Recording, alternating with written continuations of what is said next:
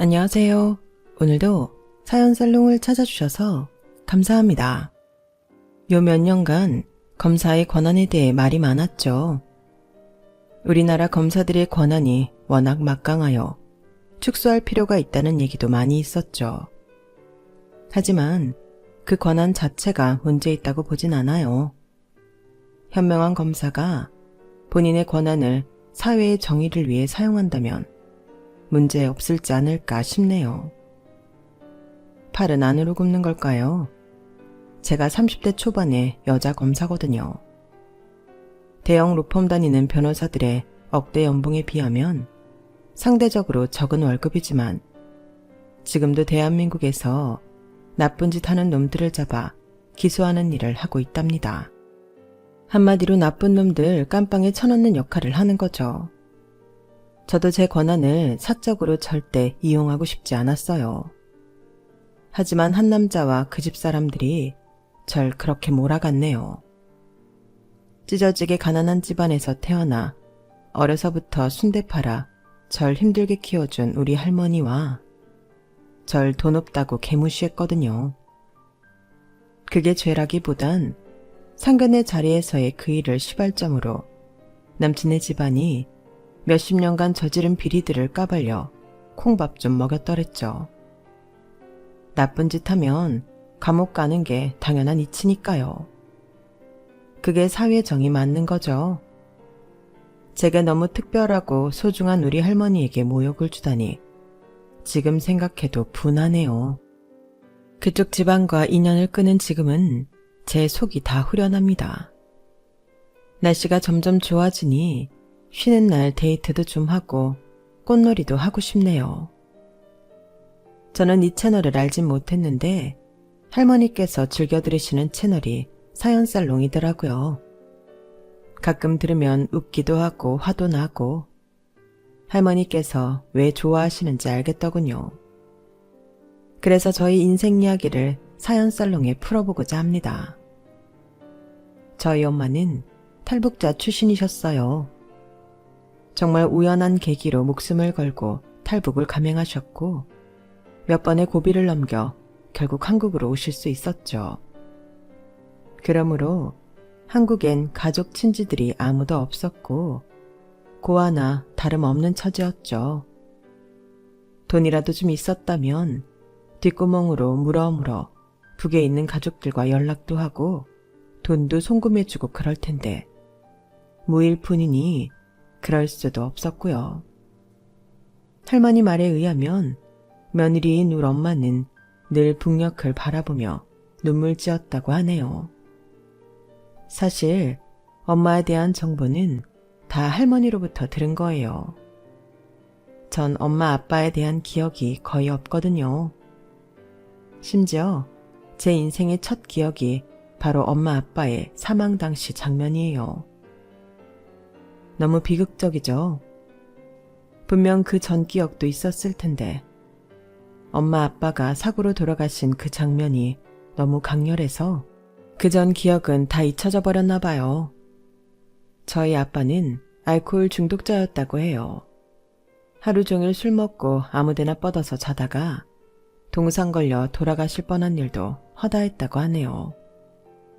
그런 아빠를 친엄마인 우리 할머니도 반쯤 포기했는데 정작 와이프인 우리 엄마는 남편을 포기하지 않고 끝까지 사람 만들려 했다고 하네요.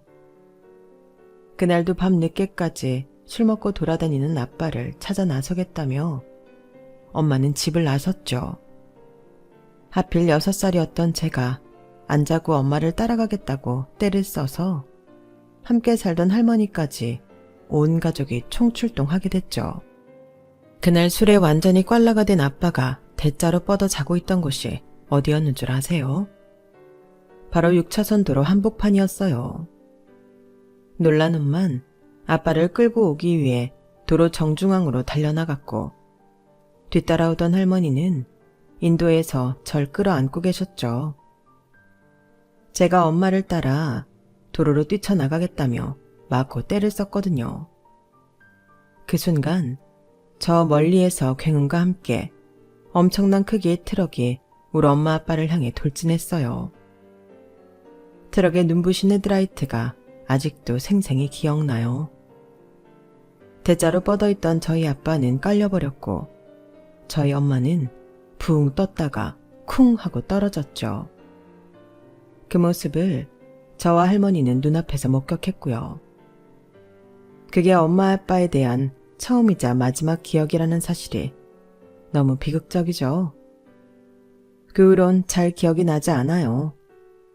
하얀 소복을 입은 할머니가 진한 향냄새가 가득한 장례식장에서 3, 4일을 내리우시던 것만 기억나고 그 후론 전쟁 같은 일상의 시작이었죠 뭐. 저희 할머니가 디스크가 심해 오래 못 움직이시니 생활력 강한 우리 엄마가 가게를 거의 이끌었었는데 이젠 할머니가 나설 수밖에 없었어요. 오직 남겨진 손녀딸인 저 때문에 말이죠. 먹고 살아야 하니, 아니 6살 박이 손녀딸을 먹여 살려야 하니 할머니는 쌈짓돈을 다 털어 리어카를 장만하셨어요. 그리곤 순대를 떼어다가 푹 쪄서 리어카에 싣고 시장에서 판매하셨죠. 팔다 남아서 쉬기 직전의 순대는 모조리 저와 할머니가 먹어치웠기에 지금은 순대 냄새도 맡기 싫을 정도로 질려버렸네요. 6살의 어린 나이였던 전 집에 혼자 있기가 무서워 늘 할머니의 순대 리어카 뒤편에 신문지를 깔고 앉아 책을 읽었어요. 제가 기억 안 나던 어린 시절부터 전 책 읽기를 참 좋아해서 한글도 혼자 깨우쳤다고 하네요. 믿거나 말거나 한 얘기지만 2살 때 한글을 깨우치고 동네에 버려진 책들을 주워 읽기 시작했다고 하니 천재까진 아니어도 똘똘하긴 했나 봐요. 할머니는 그렇게 총명했던 절 참 자랑스러워 하셨죠. 누가 버린 밥상과 큰 박스를 가져오셔서 마치 강아지 집처럼 만들어주셨고 전 그 속에 쏙 들어가서 하루 종일 책을 읽었어요. 그런데 지나가던 사람들이 그곳이 쓰레기통인 줄 알고 자꾸 쓰레기를 던지는 것이 아니겠어요? 하루는 웬 아저씨가 뜨거운 커피를 반쯤 먹다 제가 쏙 들어가 있는 박스 속으로 툭 던지더군요. 아 뜨거! 할머니, 누가 뜨거운 종이컵을 나한테 던졌어요. 너무 뜨거워요. 아니, 다정아, 괜찮니? 어디 보자. 얼른 공동 화장실에 가서 찬물로 계속 씻어보자꾸나. 너무 바쁘기도 했고 병원비도 아끼려다 보니 그냥 집에서 호랑이 연고 하나 바르고 끝났고 그때의 화상이 팔에 아직도 남아있네요. 그래도 외롭고 무서웠던 집엔 혼자 있기 싫어서 계속 순대 팔던 할머니 뒤를 쫄래쫄래 따라다녔어요. 할머니와 전 거의 분신에 가까웠죠. 지하 단칸방에 살았는데 그 방이 무서웠던 이유는 따로 있었어요. 1층에 살던 주인집 할아버지가 좀 음흉하게 느껴졌기 때문이에요. 술과 담배에 찌들어 살면서 주인이랍시고 우리 집 문을 발로 쾅쾅 두드리기 일쑤였고 언젠가는 집 확인해 본다면서 무작정 들어오려고 하더군요. 어린 마음에 진짜 깡패같이 느껴지는 기분 나쁜 할배였죠. 어이 꼬맹이, 너 혼자 잘 있냐? 할아버지가 좀 들어가서 지하방 깨끗하게 잘 쓰고 있나 확인 좀 해야겠다. 어서 문 열어. 저희 할머니 이 앞 구멍가게 가셨어요. 금방 돌아오실 거예요. 그때 열어드릴게요. 너 혼자 있다고? 아니, 주인님 말을 하늘로 여기고 들어쳐 먹어야지. 감히 거역하는 거냐? 이 집에서 쫓겨나고 싶어? 그때 돌아오신 할머니는 주인 할아버지한테 마구 뭐라 하셨어요. 아니, 아무리 본인 명의의 집이라고 해도 우리가 월세 내고 살고 있는 살림집을 아무 때나 함부로 쳐들어와도 되는 거예요. 경찰에 신고하기 전에 썩 물러나요. 술에 잔뜩 취한 주인 할아버지는 입을 삐죽대며 본인 집으로 쓱 들어가더군요. 이러저러한 사정들 때문에 전 더 할머니 곁에 착 달라붙어 있었어요. 할머니는 저희 수호신이나 다름없었죠. 그런데 집에 있기가 더 싫어지는 이유는 또 있었어요. 저희 엄마 아버지가 돌아가신 후 며칠 안 돼서부터 빚쟁이들이 찾아오기 시작하더군요. 할매요, 얼른 문 여셔. 당신 아들이 술 처먹고 도박한다고 나한테 빌려간 돈이 얼만 줄 알기나 하셔? 그거 할매가 다 갚아야 하지 않겠소? 아니, 우리 아들이 대체 얼마를 빌렸길래 이렇게 밤중에 찾아와서들 난리요. 내가 순대 팔아모은 돈으로 갚아드릴 테니 말해보세요. 자, 여기 차용증도 있다고. 눈이 있으면 액수 한번 확인해보쇼. 이게 내 전재산인데 죽은 당신 아들이 다 털어갔다고. 에? 100만 원이나 빌려갔다고요? 우리한테 지금 현금 100만 원이 당장 없으니 나눠서 갚도록 할게요. 자, 여기 장부에다 계좌번호랑 전화번호, 이름 적으면 내가 젊은이 돈 꼭 갚으리다. 우리 소녀 놀라니까 다음부턴 낮에 전화 주고 오도록 해요. 지금부터 25년 전 100만 원은 저희 할머니에겐 엄청나게 큰 액수였어요. 그런데 100만 원을 꾸역꾸역 다 갚은 이후 또 다른 사람들이 몰려들기 시작합니다. 다들 동네 아는 사람들이었죠. 우리 아들이 김 씨한테도 돈을 빌렸다고요? 차용증이라도 있나요? 뭐? 차용증? 그딴 거 없어. 그럼 내가 거짓부렁이라도 한단 말이오?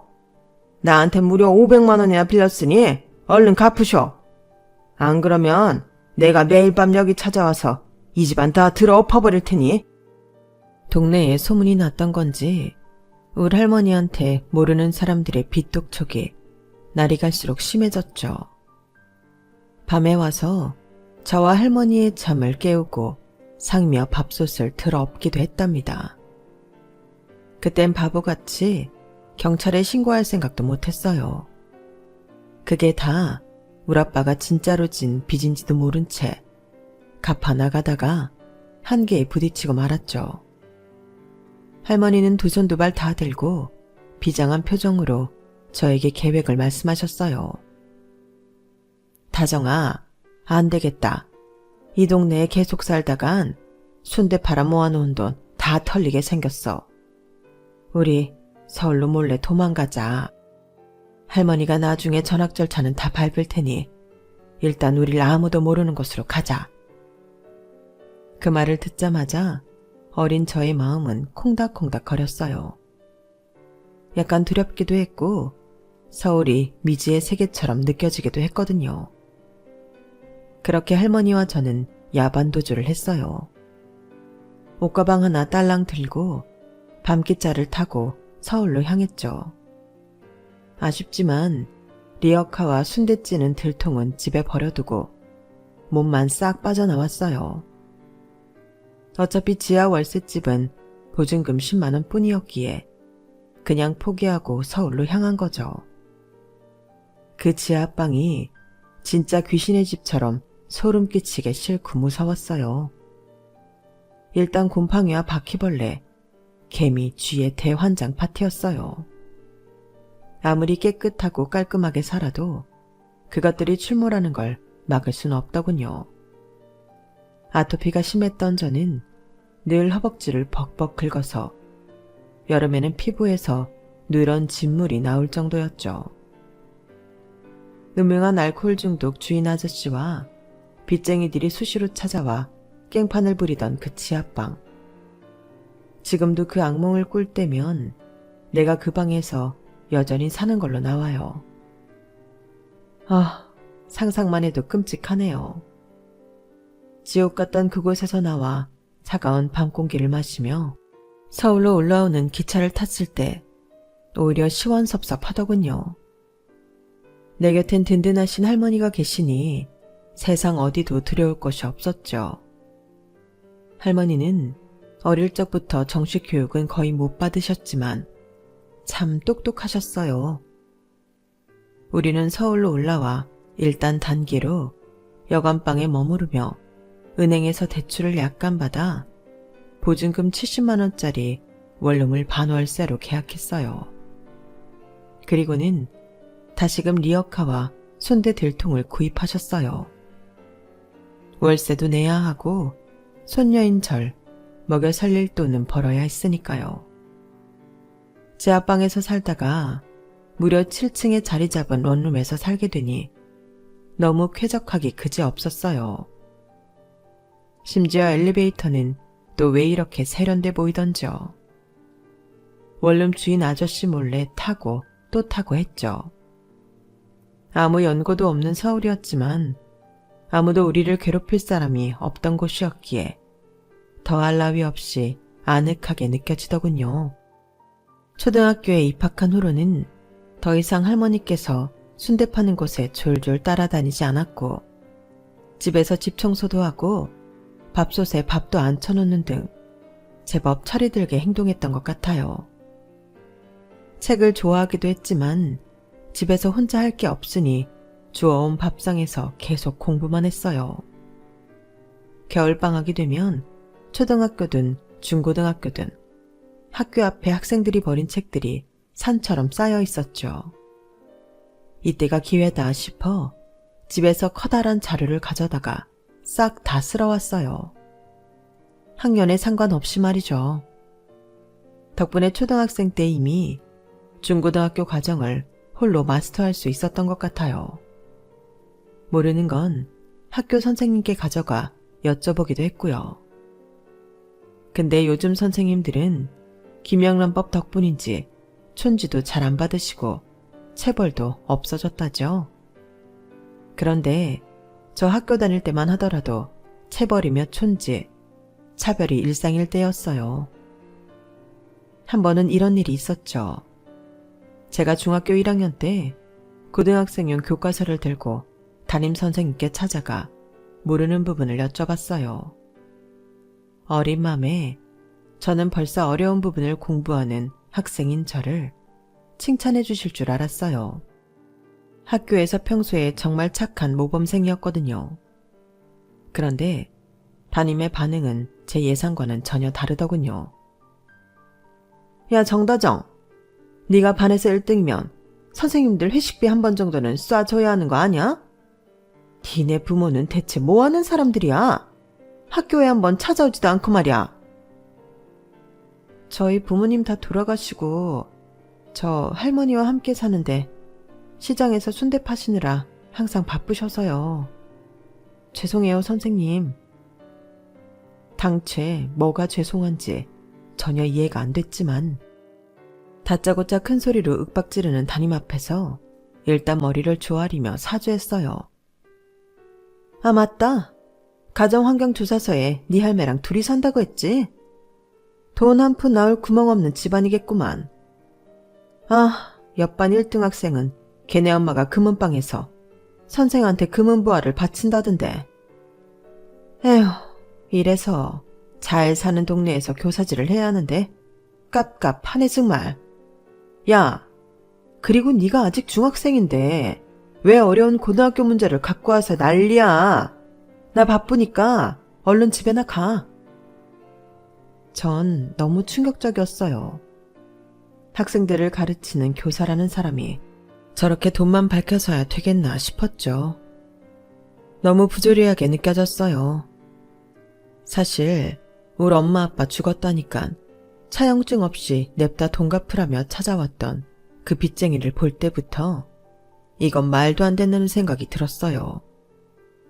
어려서 부조리, 부정이라는 단어를 몰랐지만 나중에 커보니 우리 사회엔 유전무죄, 무전유죄에 부조리, 부정이 한 일들이 너무나도 많이 일어나고 있더군요. 뭔가 갈증나고 답답했어요. 난 아직 어리지만 나중에 크면 꼭 바로잡고 싶다는 생각이 들었어요. 그때쯤 학교 도서관에서 책을 한 권 빌렸는데 그 책은 학생이 알아야 할 다양한 직업들을 소개한 책이었죠. 거기서 발견한 직업 중 검사라는 직업이 눈에 확 들어왔어요. 아니, 제 가슴에 깊이 꽂히더군요. 법에 어긋난 행동을 하는 사람들을 수사해서 기소까지 하는 검사라는 직업이 매력적으로 다가왔죠. 그래, 이거다. 검사가 되자. 그날부로 제 꿈은 정해졌어요. 검사가 되기 위해선 사법고시에 통과해야 한다더군요. 물론 이젠 사법고시가 폐지되고 로스쿨 체제로 들어왔지만 그때만 해도 사법고시를 통과해서 연수원에서 성적 순대로 판사, 검사, 변호사 순으로 자르던 시절이었죠. 사법고시를 잘 보기 위해 가장 효과적인 법학과를 진학하고 싶었고 우리나라 최고 대학인 서울대 법대를 희망하게 되었어요. 수능이 거의 만점에 가까워야 하더군요. 수시라는 제도도 있었기에 수시, 정시 어느 하나 놓칠 수 없어서 학교 공부, 수능 다 100% 준비하자란 마음으로 공부했어요. 꿈이 정해지니 매일 학교를 다니는 자세가 달라지더군요. 학교에서 치렀던 모든 중간, 기말고사, 고등학교에 올라와선 모의고사까지 정말 목숨을 걸고 매달렸어요.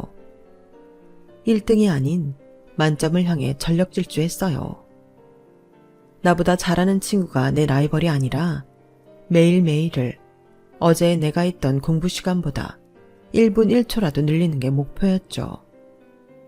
급할 땐 안 자고 36시간 동안 책상에 앉아 공부할 때도 있었고 화장실 한 번 안 가고 8시간씩 책상에 앞에 앉아 열공하기도 했죠. 지금 다시 그렇게 하라면 못할 것 같아요. 그땐 책에 집중했을 때 무아지경에 빠지는 그 느낌이 좋았거든요. 매일을 허덕여야 하는 지긋지긋한 가난. 할머니께서 날 위해 희생하시는데 대한 크나큰 죄책감 등을 잠시나마 잊을 수 있는 돌파구가 공부였던 것 같기도 해요. 발전적인 현실 도피였던 셈이죠. 혼자 교과서와 문제집만으론 조금 한계를 느껴 과외를 받거나 학원을 다니고 싶더군요. 하지만 디스크로 아픈 몸을 이끌고 하루 종일 순대를 팔아 우리 생활비를 전적으로 책임지고 계시는 할머니께 차마 돈 달라는 말이 안 나오더군요. 어쩔 수 없이 방법을 강구해야 했어요. 마침 인터넷 강의가 활성화되던 때라 친구가 인터넷 강의를 들을 때면 옆에서 훔쳐보기도 했죠. 고액 과외를 받는 친구한테 제가 모르는 문제를 과외 선생님께 여쭤봐달라며 난처한 부탁을 하기도 했고요. 주변 친구들에게 참 민폐를 많이도 끼쳤네요. 정말 처절하게 공부한 결과 서울대 법대에 합격할 수 있었습니다. 할머니, 나 합격했어요. 서울에서 가기 제일 어렵다는 서울대 법대에 합격했다고요. 뭐? 우리 강아지가 서울대 법대에 합격해? 아이고야, 부처님 하느님, 알라신 조물주여. 감사하고 또 감사합니다. 할미가 금방이라도 부서질 것 같은 허리를 부여잡고 하루 종일 서서 순대판 보람이 있구나. 이 할미, 허리가 이제 하나도 안 아픈 느낌이다. 우리 예쁜 강아지, 똑똑한 내 강아지, 고맙다. 고마워. 그렇게 저와 할머니는 원룸방에서 그날 밤을 새서 펑펑 울었어요. 오래전 돌아가신 엄마 아빠 얘기도 잔뜩 꺼내면서 말이죠. 이젠 내 세상이 펼쳐질 것만 같았어요. 서울대 법대도 합격했는데 그까지 사법고시쯤은 쉽게 붙을 수 있을 것만 같았죠. 하지만 현실은 그게 아니더군요. 서울대 법대에 갔더니 세상의 천재들을 다 모아놓은 듯 했어요. 공부 안 하고 맨날 화장하고 노는 것 같은데 책 한 번 보고 줄줄이 다 외우는 여학생을 보고 무섭기까지 하더군요. 까짓 사법고시 정도야 한 1, 2년 만에 붙어버리자 라고 계획했던 수험 생활은 점점 길어졌어요. 더불어 저 또한 점점 불안해졌죠. 왜 자꾸 떨어지는 거지? 얼른 검사가 되어 돈도 벌고 내 능력도 마구 펼치고 싶은데 말이야. 이러다 고시 폐인 되는 거 아니야? 그렇게 불안했던 제 맘을 잡아줬던 사람은 서울대 법대 남자 동기였어요. 박순철이라는 친구였는데 OT 때부터 그 친구는 유독 제게 잘해주더군요. 도서관 자리도 잡아주고 말이죠. 다정아, 넌 어쩜 얼굴처럼 이름도 참 예쁘고 성격도 다정하니? 엄마 아빠가 지어주신 거야? 부모님의 사랑을 듬뿍 받은 티가 난다. 잉? 우리 아빠는 알코올 중독자였고 엄마는 탈북자였는데 두 분 다 6살 때 교통사고로 같은 날 돌아가셨어. 그게 우리 부모님에 대한 나의 처음이자 마지막 기억이야. 물론 순대 팔아 내 등록금 대주시는 울 할머니께는 사랑을 듬뿍 받고 있지. 지금도. 아, 내가 괜한 말을 꺼냈구나. 미안해. 너 꿈이 검사라고 했지? 내 목표는 판사야. 마냥 돈만 버는 대학 높은 변호사보단 정의로운 판결을 내리는 판사가 되고 싶어. 나도 너처럼 가난하게 자라긴 마찬가지거든. 우리 같이 공부도 열심히 하고 데이트도 가끔 하며 서로 밀어주고 끌어주고 하지 않을래? 공부에 절대 방해되지 않게 할게. 어때? 참으로 건전한 데이트 신청이죠. 늘 착하고 바른 청년이었던 순철이가 마음에 들었어요. 사귀자는 그의 멘트에 오케이 했고 그날부로 우린 서울대 법대에서 유명 CC가 되었죠. 전 사법시험을 준비하면서 당연히 알바를 병행하려고 했어요. 제가 성인이 되었으니 우리 할머니를 좀 쉬게 해드리고 싶었거든요. 하지만 할머니가 강력하게 반대하시더군요. 안 된다 다정아. 1분 1초라도 아껴서 얼른 사법고시 통과하는 게 이 할미를 위하는 길이야. 할미가 한 푼이라도 더 벌어서 너 부족함 없이 대학 다니고 수험 생활하게 해줄 테니 돈 걱정은 말고 공부나 해라. 너 알바라도 하다 들키면 이 할미한테 혼날 줄 알아. 할머니께서 그나마 이렇게 호언장담하실 수 있었던 건 그맘때쯤 할머니의 리어카 순대가 점점 유명세를 타서 장시간이면 사람들이 줄을 서서 사가기도 하고 그랬거든요. 저나 할머니나 거의 돈을 안 쓰다시피 하고 살았으니 돈을 조금씩 모을 수 있었던 거죠. 통장에 목돈이 쌓여갔고 그 액수는 어느새 할머니가 꿈에 그리던 가게를 얻을 수 있는 보증금 정도가 되었죠. 통장을 갖고 할머니는 근처 부동산에 찾아갔어요. 공인중개사는 마침 비어있는 가게가 있다며 임대인과 계약을 주선했죠. 계약을 마치고 돌아오신 할머니는 당장 다음 주부터 번듯한 가게에서 장사할 수 있다는 생각에 마치 아이처럼 기뻐하시더군요. 저도 덩달아 기뻤죠. 하지만 그것도 잠시 청천벽력 같은 일이 벌어지고 말았어요. 다정아, 공인중개사가 인테리어랑 싹 다 해주겠다며 내 현금을 갖고 갔는데 연락이 안 되고 사무실도 없어졌다. 계약서에 적힌 임대인 전화번호로 연락해도 없는 번호란다. 어쩌냐 내 돈. 몇 천만 원을 건네줬는데 내 돈 갖고 튀었나 보다. 이 망할 년놈들. 아이고 내 돈. 뭐라고 할머니? 경찰서에 바로 신고할게요. 너무 흥분하지 마시고 진정하세요. 제가 다 알아서 할게요. 다 알아서 한다고는 했지만 공인중개사와 임대인이 작정하고 우리 할머니의 전 재산을 털어서 이미 잠적해버렸기에 경찰도 그들을 찾지 못하더군요. 그렇게 우리는 다시 무일푼 신세가 되었죠. 세상은 저와 할머니에게 참으로 가혹했어요.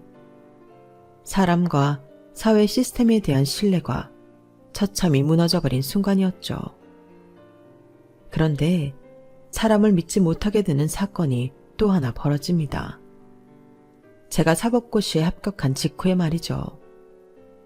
20대 중반이 되어서야 사법고시에 정말 어렵게 합격했어요.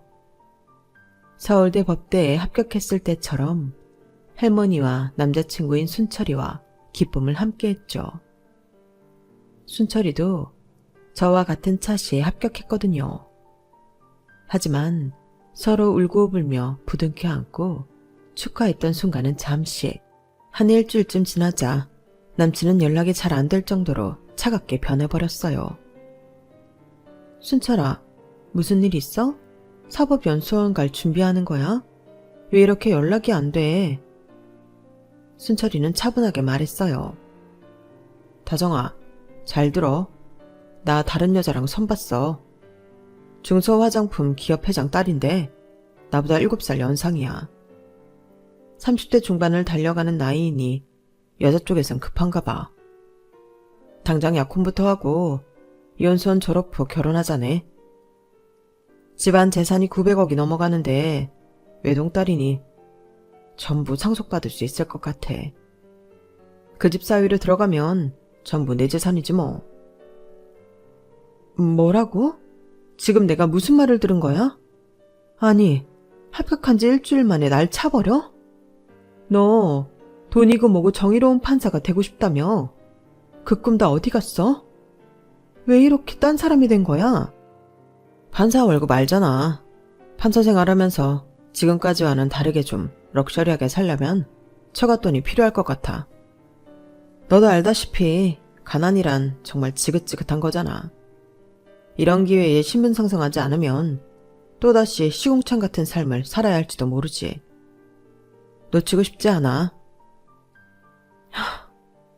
너 진짜 속물 중에 속물이었구나.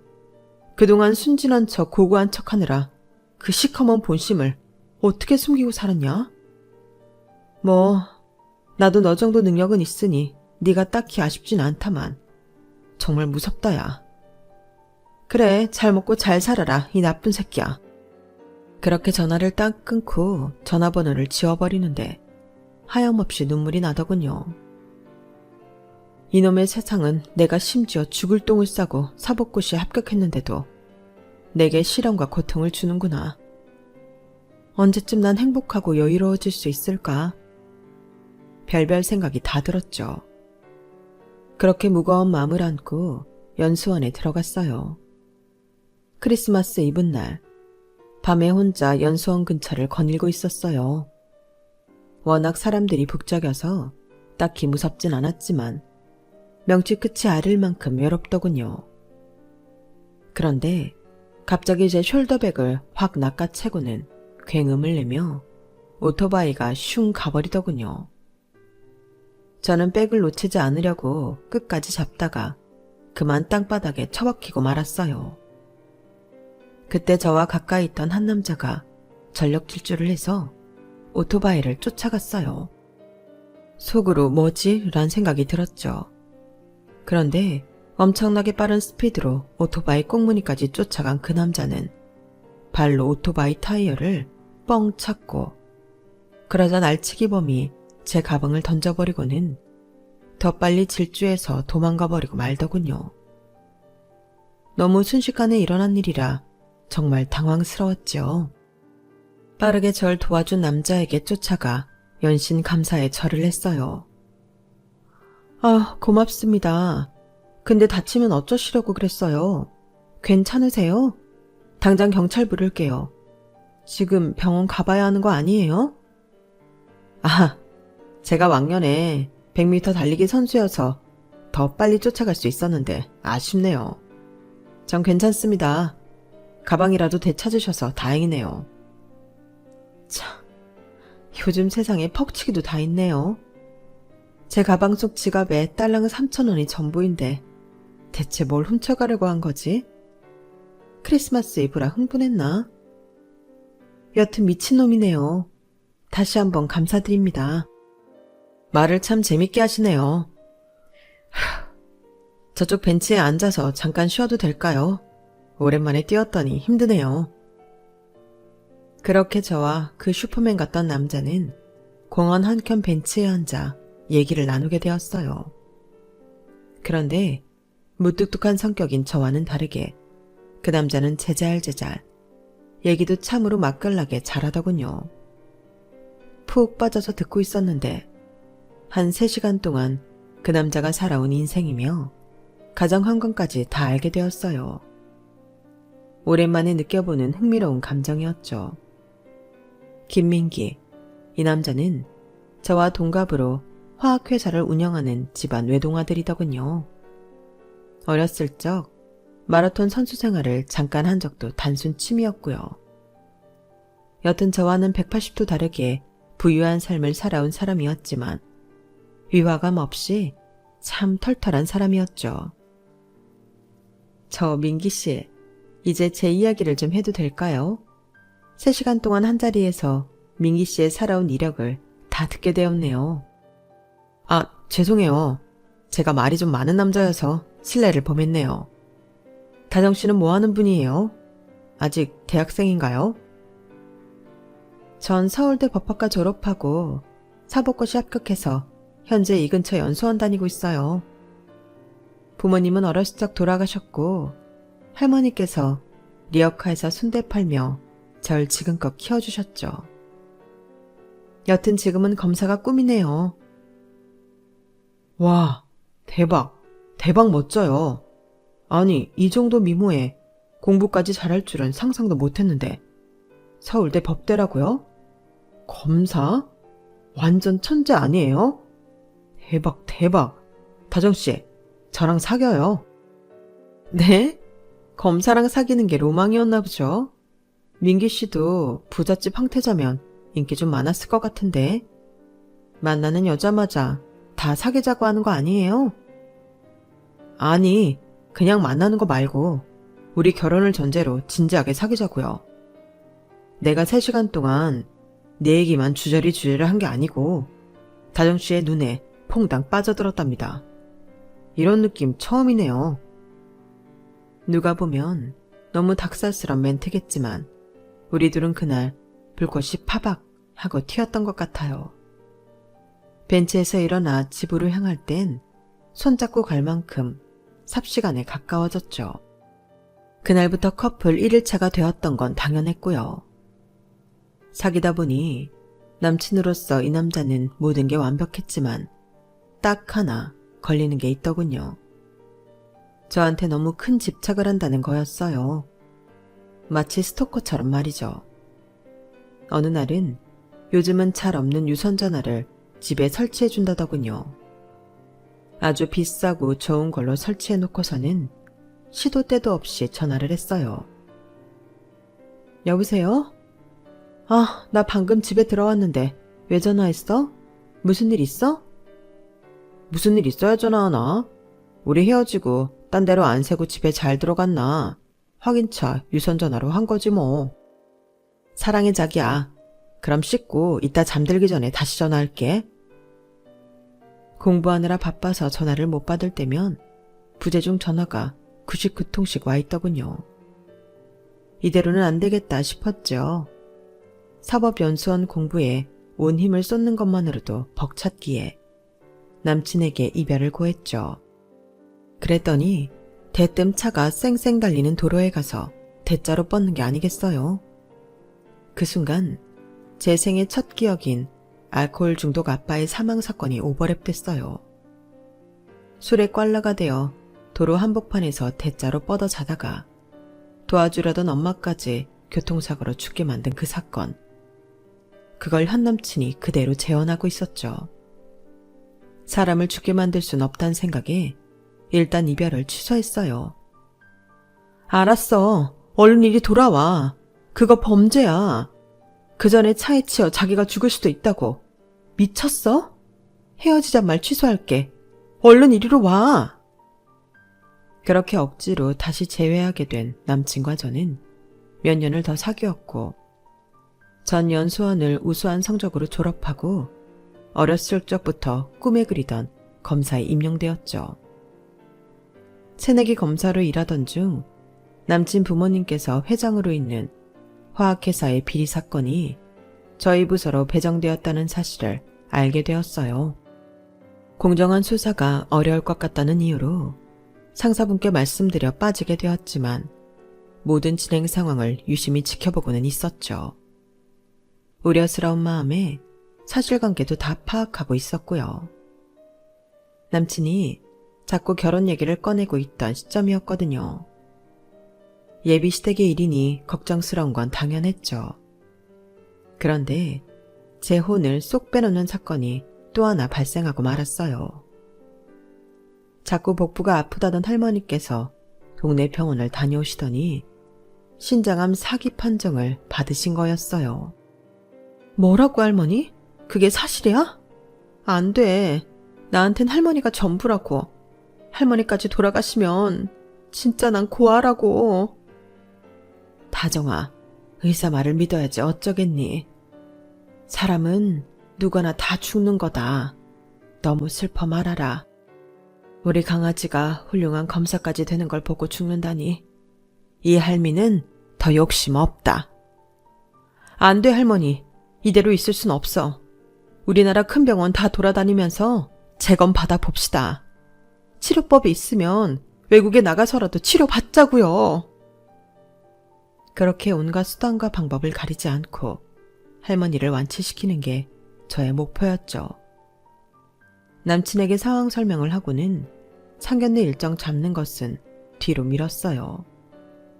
남친은 좀 아쉬워했지만 어쩔 수 없었죠.